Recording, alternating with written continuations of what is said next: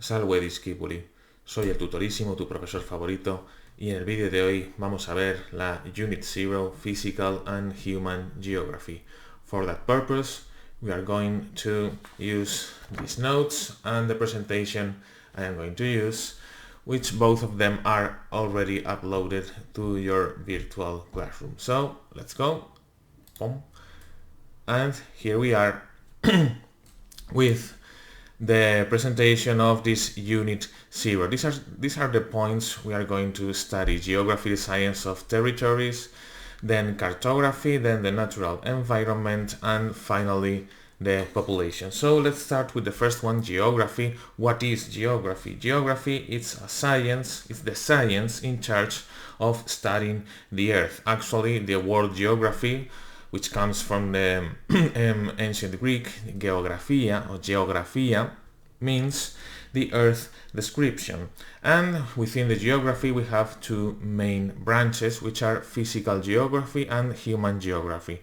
The first one studies all the things, all the features related to the natural environment, such as the relief, for example, in this map, or the waters, or the climates, or the the plants or the fauna, etc. And the other one, the human geography, studies all the matters related to the human beings and the population. What are their characteristics, the human settlements, how do they use resources, that is what we are going to study this course, etc. etc. The second part is cartography, because geography uses a lot of tools, but cartography may be, or the maps may be possibly the most important ones. Cartography is a science within the geography that is in charge of studying and making the maps. What's a map? It's a two-dimensional representation of the Earth's surface, or of a part of the Earth's surface. So it's a flat representation. This is a cartographer actually making a map. And I'm here in this presentation, I'm going to show you perhaps the most important maps throughout all the history of humankind. This is the first map we know, which is a Babylonian map of the world carved in clay. Here we have the world according to the Greeks. These are world maps by Anaximander and Hecataeus of Miletus. The Greeks thought that the world was composed by three main continents: Europe, Asia, and Libya, which is our Africa, and all of them surrounded by a big mass of water, the ocean. Then we have Eratosthenes of Cyrene, which is the first geographer who used this this coordinate system, the meridians and the parallels. And also Eratosthenes is famous because he calculated the perimeter of the Earth using only mathematics. You can check how he did it in the internet. Then Ptolemy, which is one of the most also ancient geographers, and his work was one of the most important during the Middle Ages until the modern ages. Also during the Middle Ages we have another kind of maps, for example the Muslim maps. Here we have the Al-Idrisi map from the Tabula Rogeriana, and as you can see, here the south is at the top and the north is at the bottom. Still, it's a correct map. Then we have other medieval maps, such as these ones, medieval T and O maps, very similar to the Greek ones we saw before, in which we have three continents: Asia, Europe, and Africa, with Jerusalem in the middle, and all of them surrounded by the ocean. Then, when just started the modern age, we have this very important map, the map of Juan de la Cosa, from the year 1500, and in this map is the first time America, here this green land, this green portion of land here, is represented for the first time in history in a map. This map is kept in the Naval Museum of Madrid. This is the Mercator World Map. Mercator was a Dutch geographer, and he was the inventor of the projection that is named after him, the Mercator projection. We will see that in a moment. And finally, we reach the modern maps, and the modern maps, there are very different types of maps according to who drew it. For example, this is a Russian world map with Moscow in the middle. This is a traditional European map with the meridian 0 or prime meridian of Greenwich here in the middle. This is an American map with North America at the center, and finally this is an Asian map. This is the map, for example, that the Chinese use, with Asia in the middle and China in the middle and the Pacific Ocean. So, well, and lastly, we have another funny maps, for example, this upside down map, which is very similar to the Alidrisi map that we saw before. And there are two fundamental aspects when making a map. You have to take into account two features: the map projections and the scale.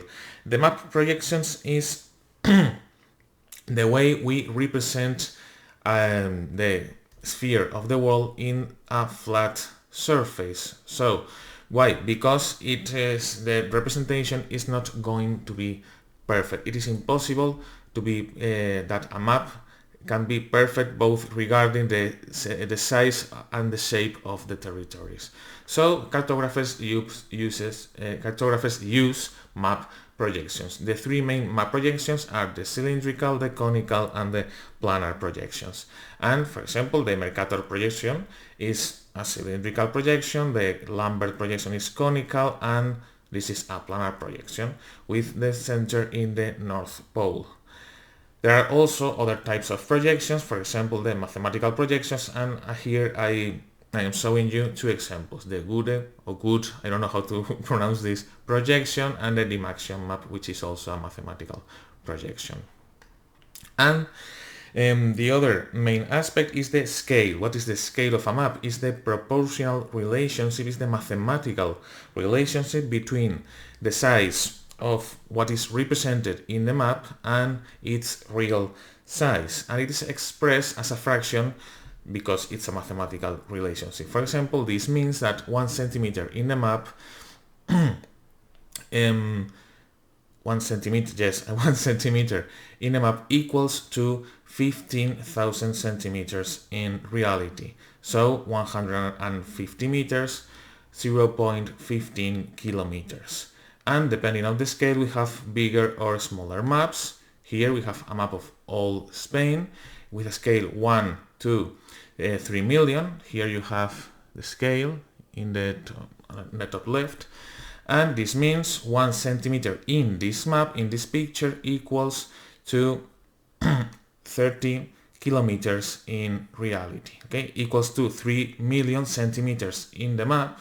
In reality, that equals 30 kilometers in reality.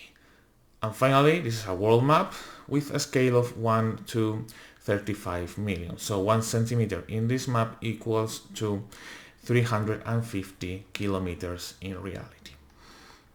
And then, according to what is represented, we have several types of map. This is, well, we have general maps which show physical and human features. For example, this topographic map. Here you have a river, the heights and the vegetation, and also the human settlements. This is a general map. And also we have thematic maps which show a specific topic on it. This is a map of the time zones, for example, or this is a historical map which shows a historical event. In this case, the borders of the Roman Empire in the year 117. And finally, we have street maps, also called city plans, which represent smaller areas, usually the streets, the layout of the streets of a city. So let's go now to the natural environment. We are going to talk about the most important parts of the of the physical geography, the one you supposedly studied 2 years ago. So first we have to know about the structure of the Earth, both internal and external. The internal structure of the Earth is composed of the core of the Earth, the mantle, and the crust, this thin layer. The external layers are the lithosphere, this one, the outer layer of the crust, the hydrosphere, all the waters, and the atmosphere, this cover, this gas cover.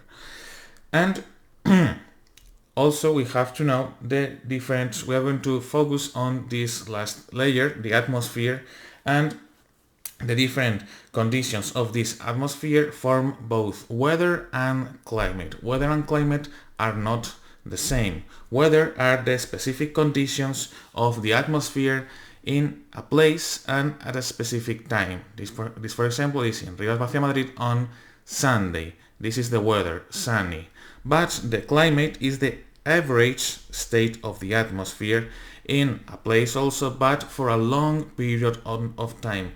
And the geographers usually take 30 years to calculate a climate. And depending on these conditions, we have different types of climate. We have, all of these. This is in French, but equatorial, tropical, monsoon, Mediterranean, oceanic, Chinese, blah, blah, blah, blah, blah, high mountain. But we can classify them in three main groups, which are the warm climates here in above the tropics, the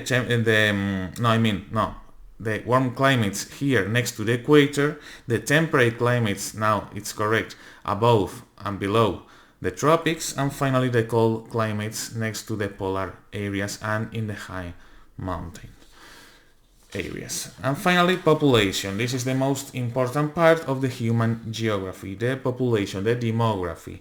So what is the population? Population is a group of people who live in a territory or a place at a particular moment of time. So it's the group of all the individuals that inhabit a place in a time, in a specific, in a given moment, I mean.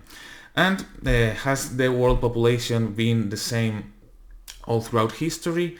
No, because at first there were, when talking about the first humans, there were a few humans, but the population started to grow very, very slowly when the Neolithic Revolution happened.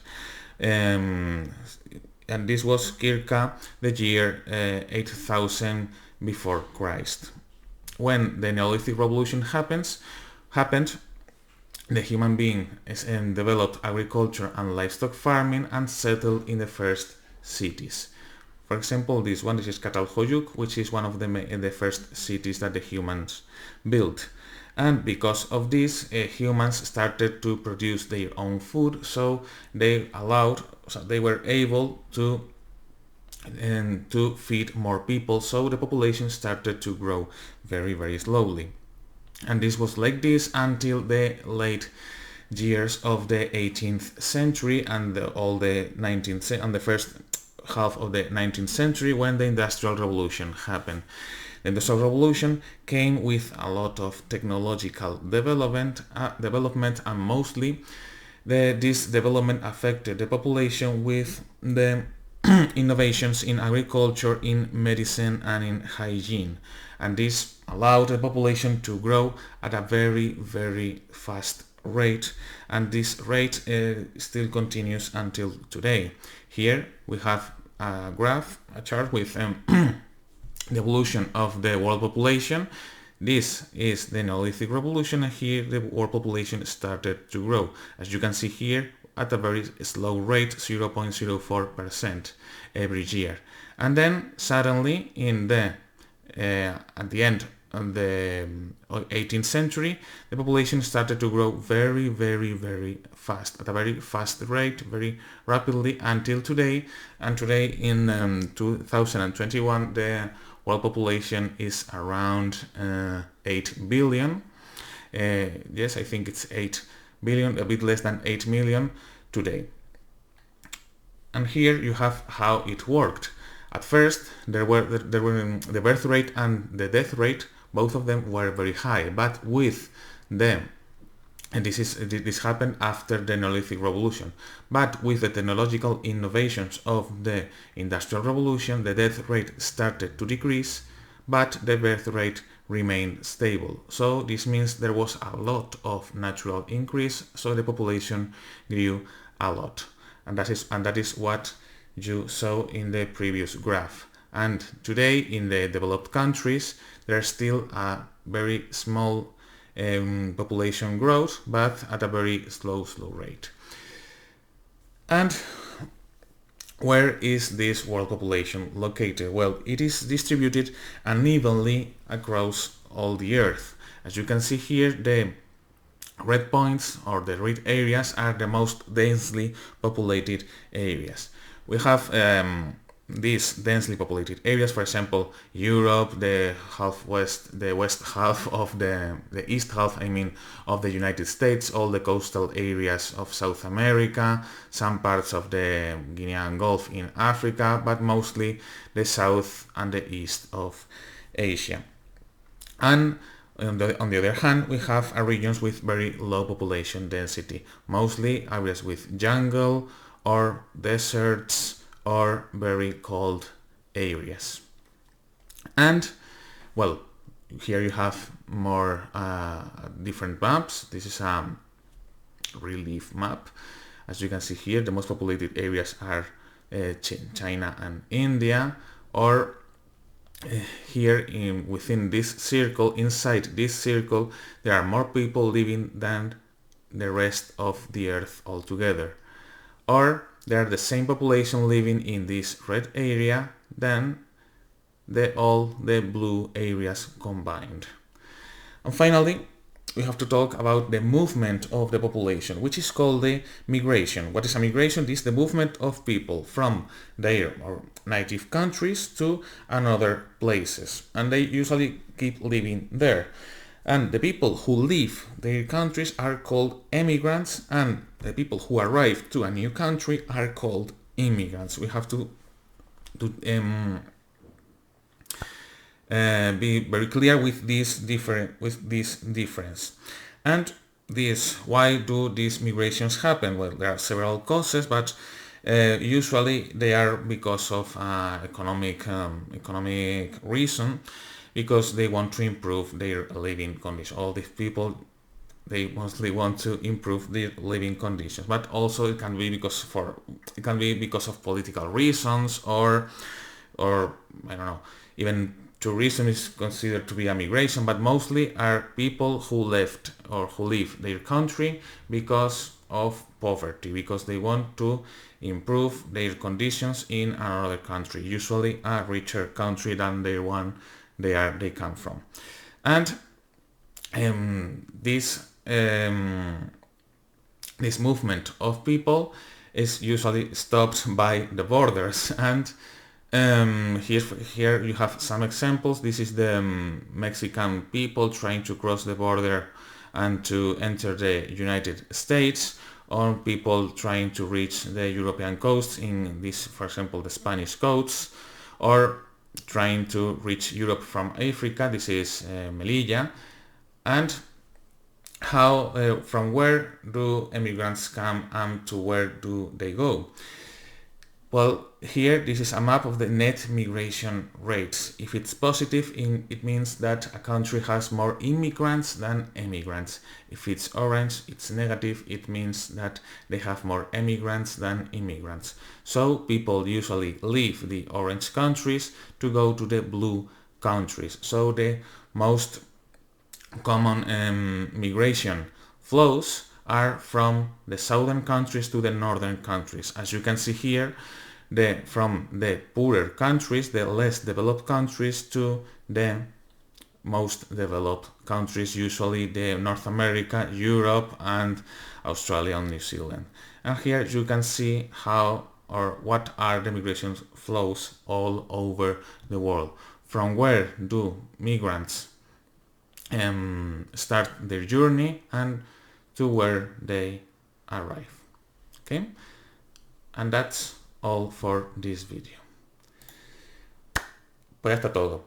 Así que espero que te haya ayudado, y si no ha sido así y tienes alguna duda, siempre puedes escribirme. Ya sabes cómo contactarme, tienes el correo electrónico, tienes el aula virtual o tienes mis redes sociales, en concreto mi Instagram y mi Twitch, aquí abajo en la caja de descripción. Muchas gracias por ver el vídeo y nos vemos en el próximo. Adiós.